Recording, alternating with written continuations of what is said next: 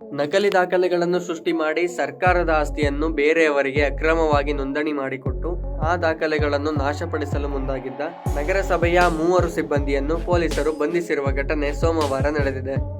ಬಂಧಿತರು ನಗರಸಭೆಯ ಕಂದಾಯ ನಿರೀಕ್ಷಕ ಮಾನಪ್ಪ ಬಡಿಗೇರ್, ಪ್ರಭಾರಿ ಆರ್ಐ ಆಗಿರುವ ಮನೋದ್ದೀನ್ ಮೊಹಮ್ಮದ್ ಅಜರತ್ ಹಾಗೂ ಶಹಾಪುರ ನಗರಸಭೆಯಲ್ಲಿ ನೀರು ಸರಬರಾಜು ವಿಭಾಗದ ಮೇಲ್ವಿಚಾರಕರಾಗಿರುವ ಹಣಮಂತಪ್ಪ ಆಶನಾಳ ಎಂದು ತಿಳಿದು ಬಂದಿದೆ.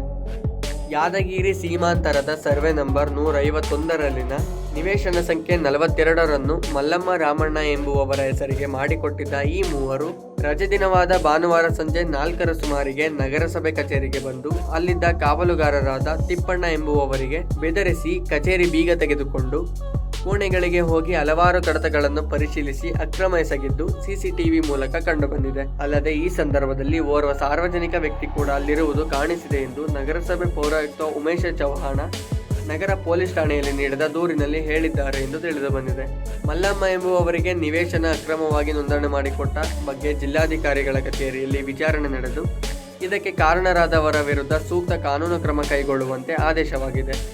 ಈ ವಿಷಯ ತಿಳಿದ ಶಹಾಪುರ ನಗರಸಭೆ ಸಿಬ್ಬಂದಿ ಹಣಮಂತ ಇಲ್ಲಿನ ನಗರಸಭೆ ಸಿಬ್ಬಂದಿ ಮಾನಪ್ಪ ಮತ್ತು ಮನೋದ್ದೀನ್ ಎಂಬುವವರೊಂದಿಗೆ ರಜೆ ದಿನವಾದ ಭಾನುವಾರ ಅಕ್ರಮವಾಗಿ ನಗರಸಭೆ ಕಚೇರಿಗೆ ನುಗ್ಗಿ ಅಲ್ಲಿನ ದಾಖಲೆಗಳನ್ನು ಮರೆಮಾಚಿ ನಾಶಪಡಿಸುವ ಹುನ್ನಾರಕ್ಕೆ ಮುಂದಾಗಿದ್ದರೆಂದು ಪೌರಾಯುಕ್ತ ಚೌಹಾಣ ದೂರಿನಲ್ಲಿ ವಿವರಿಸಿದ್ದಾರೆ. ಈ ರೀತಿಯಾಗಿ ಸರ್ಕಾರಕ್ಕೂ ಮತ್ತು ಇಲಾಖೆಗೂ ಮೋಸ ಮಾಡಿರುವ ಈ ಮೂವರ ವಿರುದ್ಧ ಕಾನೂನು ಕ್ರಮ ಜರುಗಿಸಬೇಕೆಂದು ಅವರು ದೂರಿನಲ್ಲಿ ತಿಳಿಸಿದ್ದಾರೆ. ಈ ದೂರಿನನ್ವಯ ಪ್ರಕರಣ ದಾಖಲಿಸಿಕೊಂಡ ಪೊಲೀಸರು ಮೂವರನ್ನು ಬಂಧಿಸಿ ತನಿಖೆ ಮುಂದುವರೆಸಿದ್ದಾರೆ ಎಂದು ತಿಳಿದು ಬಂದಿದೆ.